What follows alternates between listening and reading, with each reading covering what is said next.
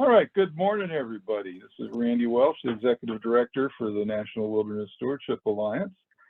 Excited to have you back for day 4 of the National Wilderness Workshop. This is a special coffee hour. We were going to carry forward with our conversation from last night.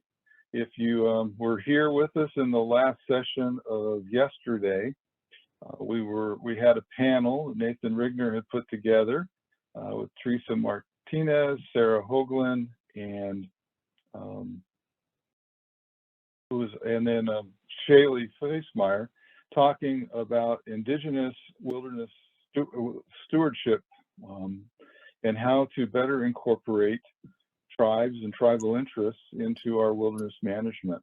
It was such an enlivening conversation and discussion. We thought we'd give a little bit more time for people to have comments and discuss a little bit more what they heard and offer their own thoughts about how we as a wilderness community can be more welcoming, inviting to tribal communities and tribal interests, and how we can recognize the role that Native Americans have had on the landscape that we now manage as wilderness. So this is going to be more of an open mic session. Before I open the mic, and we'll just ask it, if you want to add some comments or discussions to that, just go ahead and raise your hand and one of our folks will call on you. And before we do that, I want to see if I can, there we go. Just going to go over today's agenda. First, we're starting off with this coffee break. We will move into 60th anniversary planning for the 60th anniversary of the Wilderness Act planning that's going on. And then we'll break and move to our webinar format at 1:15, where we'll have 2 sessions that will deal with technology in wilderness, both smartphones and apps. And then at 2:30, we've got a presentation to talk about the Bridge Project, a new hiring concept, a way of being more inclusive and diverse in our hiring processes.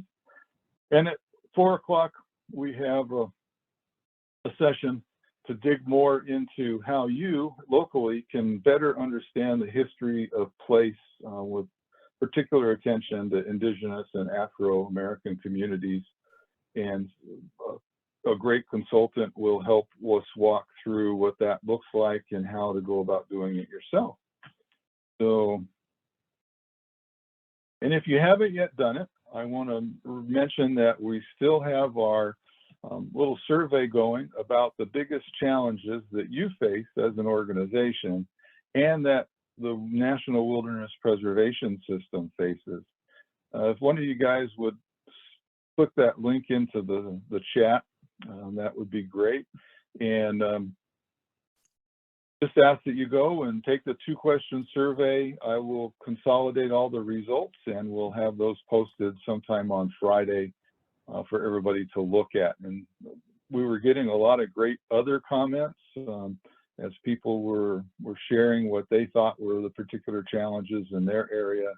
And the idea is that if we generate this list, maybe we can generate some synergy and collaboration in working towards solutions to some of these challenges as a wilderness community working together. So again, just for today and the rest of the workshop, some tips to help make this session go smoothly. As during webinars, use the Q&A for any questions that you might have. During the meetings like this one, you can use the chat to talk back and forth with others. Make sure you meet and greet folks and share conversations with each other. We ask that you do stay muted unless you're called upon by a raised hand. And again, the best way to get the most out of the sessions is to stay engaged and try to put other stuff away. But we are having these sessions recorded. If you do happen to miss one, they'll all be posted. My hope is by the end of the day on Friday, they'll be posted for people to review. All right, so this week is all about wilderness stewardship advocacy. Again, remembering sharing that information about the places we love with people who can make a difference with a specific intention to make improvements in how they are managed. That's Congress, agencies, and the public. Nothing special or unique about it. It's just sharing what you believe with those folks that can make a difference. So we want to thank you. And if you have not yet taken a look at our wilderness stewardship advocacy webinars that we hosted throughout the summer, take a look. There's 4 webinars that we did: Introduction, Advocacy 101, Advocacy 201, and an Ask workshop. Those are all available for viewing at wildernessalliance.org. If you haven't gotten enough about wilderness advocacy, you can go and review the webinars. A lot of great information that will help you and your organization embark on the role of stewardship advocacy. All right, well, with that, we're going to stop the sharing, go into a gallery view, and open the mics. So who would like to talk about Indigenous communities and how we can better incorporate wilderness stewardship with our tribal partners? Carry over conversation from yesterday. And if you have other things on your mind that you would like to just share for the audience, go ahead. This is an open mic session to allow you to participate and interact with each other. So just raise your hand if you'd like to be recognized, and we'll get this kicked off.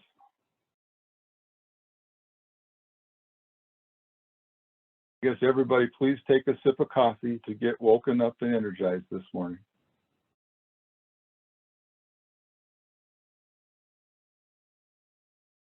All right, Diana. Oh, thumbs up, yes. Did you want to say anything, Diana?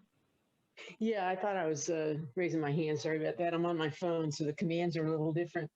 I really enjoyed that session yesterday afternoon, and was thinking about the seminar, college seminar that Rupert Cutler and I taught on environmental public policy history here a couple of years ago.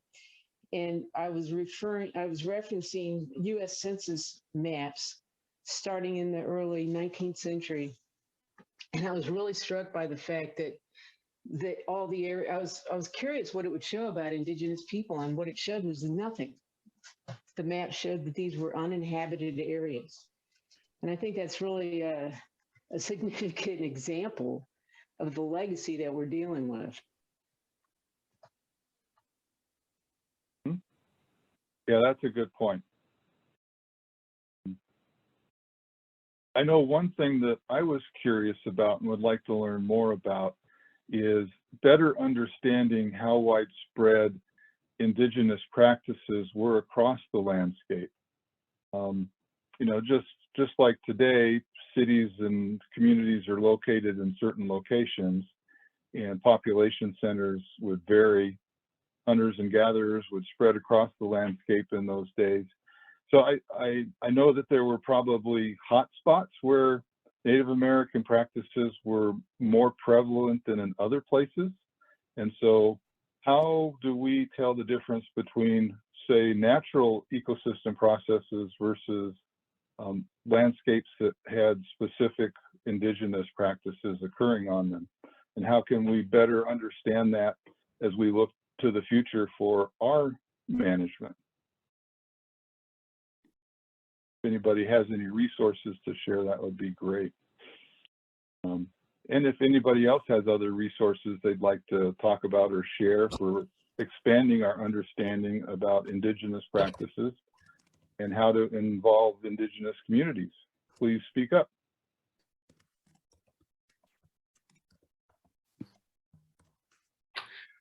So a lot of times I think about what would help with just kind of basic understanding and awareness for especially wilderness reporting and everything, is kind of a consolidation of maps of, you know, where tribes used to live and names of tribes, and because they're out there. And I know as a person who does a lot of wilderness character monitoring baseline assessments, and really wanting to understand who is specifically in these wilderness areas, having access. Hello, this is Josephine. having access, such as on wilderness.net, a place to easily see, historical tribes of the regions. And so having some sort of way, over the next few years to get accurate maps so that we can have just easily accessible information who was in the areas where the wilderness areas were. That's something I think about a lot.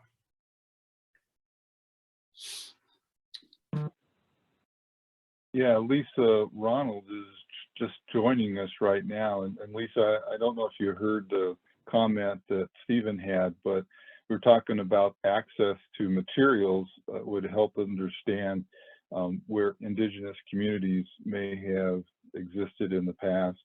And the suggestion was that Wilderness Connect, wilderness.net might be a central location to put some of that information as people are going through exploring how to involve Native American communities to know which ones might have been resident in their area.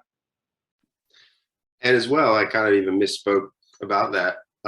Not really in the past. I think that's a very common misconception in our conversations. No one's a thing of the past. So maybe even, historical communities and where they lived, and also present day, communities, and just understanding that, we're all people living in the same communities. Yeah. Okay. Lisa, before we go to Pete, did you have a response to that?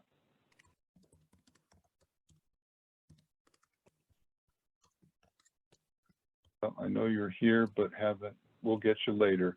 Pete, go ahead.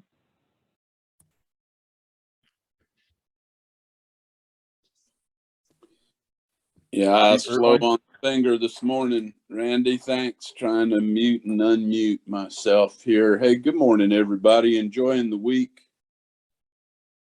And I won't use the word enjoy to describe how I felt at the end of the day yesterday, but I'll use the word sort of important, and something that I had not spent a whole lot of time thinking about until quite recently is,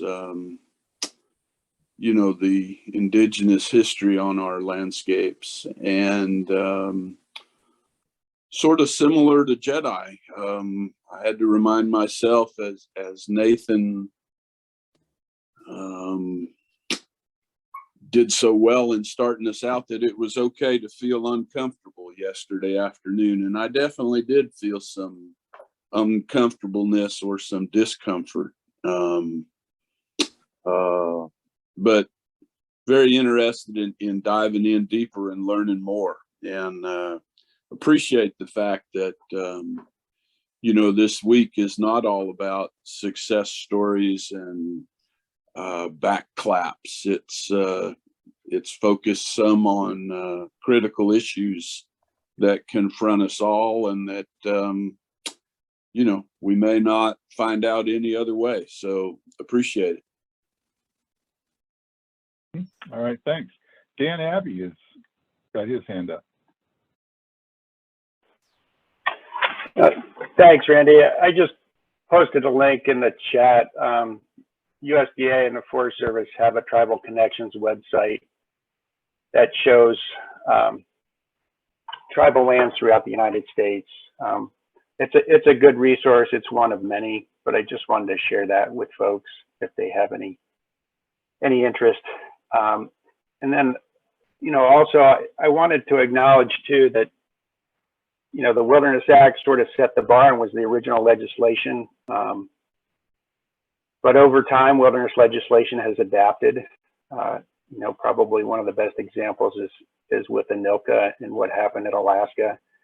And, I think we really need to focus on moving forward and what the future holds for us. And yesterday's conversation sort of gave me a lot of hope that people recognize that and understand that, the baggage that we have historically isn't going to necessarily limit the potential we have moving forward. And I do feel that the wilderness community in the broadest sense has grown significantly since 1964 and probably will continue to grow into the future. So I'm buoyed by that. Thank you very much, Randy, and thanks everybody. Yeah. Who else would like to share?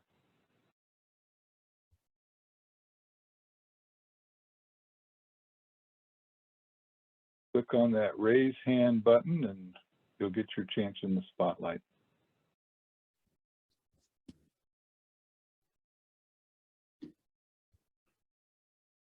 All right, Pete, since nobody else is stepping up, go ahead. We'll just have another comment.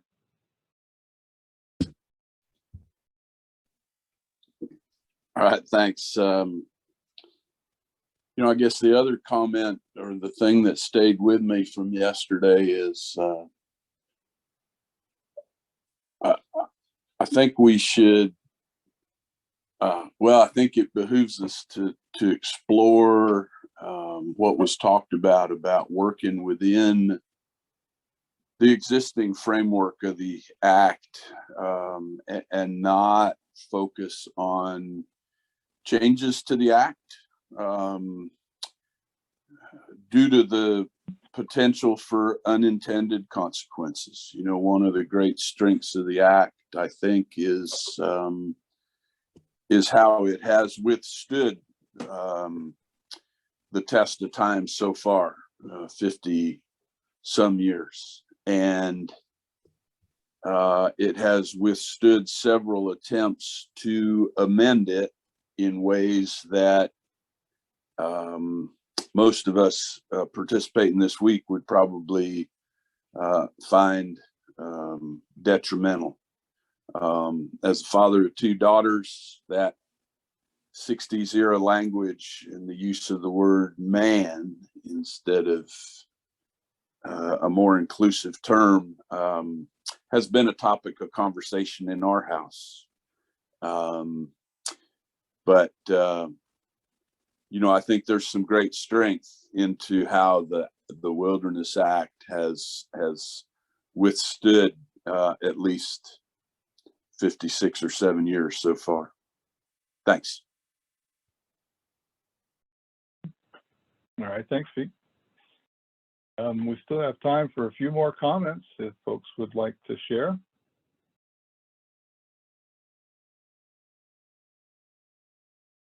Lisa, Ronald, thanks for joining us. Hi, and I apologize, I'm joining a little bit late, but wanted to, oops, sorry, okay, lower hand.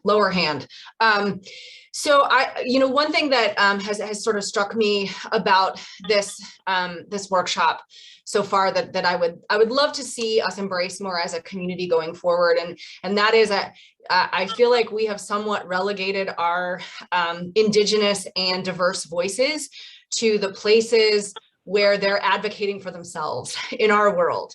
And I would love to see us integrate those voices into topics on volunteerism and some of the normal topics that we tackle every session, every year that we want to hear about.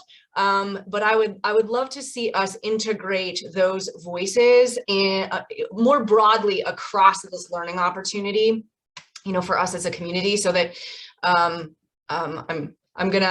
I'm gonna suggest that we might be at risk of somewhat tokenizing them in the way that we're using them, and being aware of that, and just, you know, being aware of how we can integrate them more at a ground level, so that this conversation it doesn't become so divisive in the future, that they are part of us, and therefore it's a conversation with the community, not a conversation sort of us versus them, or us talking about a perspective that we don't understand or necessarily share. So I guess I would offer that as just a higher level view of maybe a path forward for us that we might want to give some thought to.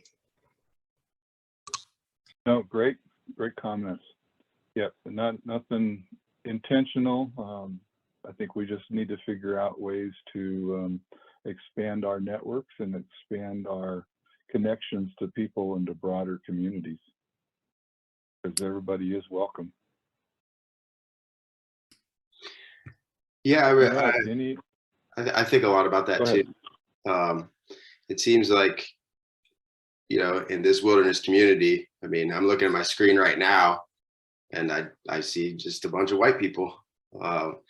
And, you know, I know not everyone has their video screen on, so I don't know everyone that's out there, but it seems that most of the time, the only time I see, you know, a group that is, you know, doesn't have a panel with white people is when we're only talking about inclusivity, or we're only talking about Native American issues. You know, kind of building a little bit off of what Pete was saying about yesterday's and about the act, and what really, you know, and what you just said, Randy, about figuring out ways to do it. You know, I'm thinking about what, you know, Teresa was talking about yesterday of just do it. Like sometimes we don't have to figure out ways, we just kind of have to start doing it. And, you know, so sometimes I just don't know how to too, in the sense that it's kind of a roadblock. I know a lot of times when I'm doing, you know, baseline assessments and stuff, one of the only places for me to include the Native American history is in the other features of value. And that really bothers me because it's othering, you know, it's even in the title. You know, the entire wilderness character quality just puts othering in, you know, it's the only place to put, you know, the history and, you know, the current management practices and, you know, at least the way I feel in my experience. And it just kind of puts othering right there front and center. And so I think maybe, you know, that could be a conversation of how we can help make that change. And, you know, so those are just some thoughts I had.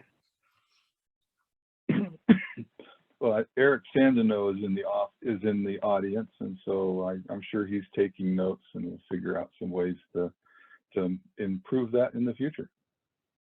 Heather. I think it's a great point. And actually, we've had this discussion. We had this discussion a few times in last year's planning also, of we don't want to be in the business, obviously, of segregating people. And sometimes it seems like that's what we're doing. I think one of the answers is, it goes back to what Randy was saying about diversifying our connections. You know, in the years when I've led the planning committees, one of the problems is we are not well connected to non-white people as a community. And so it's been more difficult to reach those presenters that we don't know than the presenters that we do know. So one thing that we tried to do was obviously diversify our planning committee, which diversifies our community connections. But what I would ask of all of you is, if you can diversify your community, if you can be reaching out, I think Pete just posted about tribal resources in your area.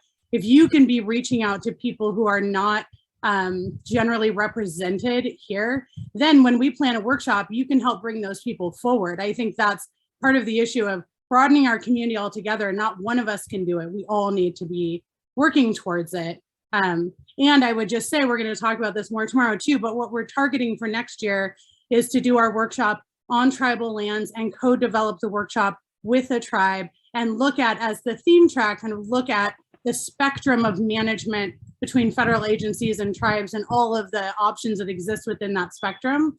And then have the other tracks that we generally do too.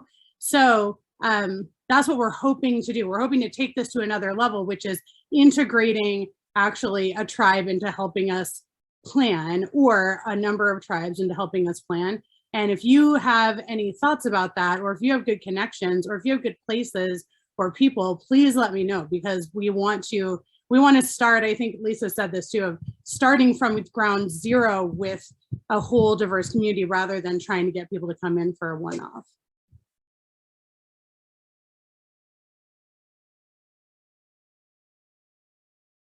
Yeah, thanks, Heather. I think we're really looking forward to learning more about next year's workshop tomorrow afternoon.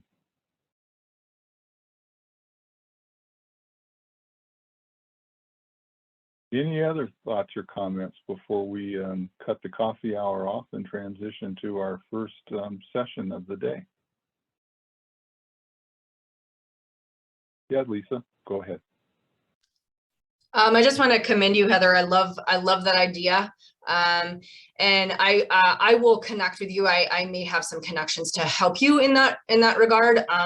In the work that I've been doing, I guess one of the things that I have learned in working with some of our Indigenous faculty here at the University of Montana is that when I have worked with them, I have often come in with like, hey, I have this idea and here's the idea and blah, blah, blah, blah. And then through this collaborative co-creation process, we sort of end up over there.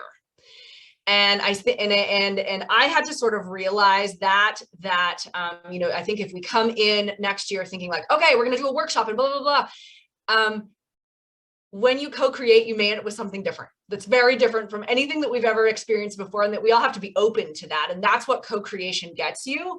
But in some of my interactions with, you know, these faculty members, they have provided me with insights that I could not have come up with on my own. Just things that I didn't think of. And, you know, once I was able to sort of get over myself in this process and really be open to like, wow, actually, this is a great idea. This could work really well. This has great benefits that I never even thought of. This different way of thinking. I thought to myself, like, wow, this is a really powerful lesson that I have just learned here, you know, and so I think we all have to learn that lesson in our own way on our own time. But I think that's just something I would share as a prerequisite for if we're going to embark on, you know, something collaborative with tribes, that we really have to be open to it being really different than what we all might imagine that it could be, and just to be really open to those benefits, because there are tons of them, and we may have a real opportunity for growth in that space. I completely agree. You know, we have a committee on our board that's been working through some exercises about decolonizing our perspectives and decolonizing our board. And we have laughed, and there's like this laundry list of things that kind of create a culture from colonization.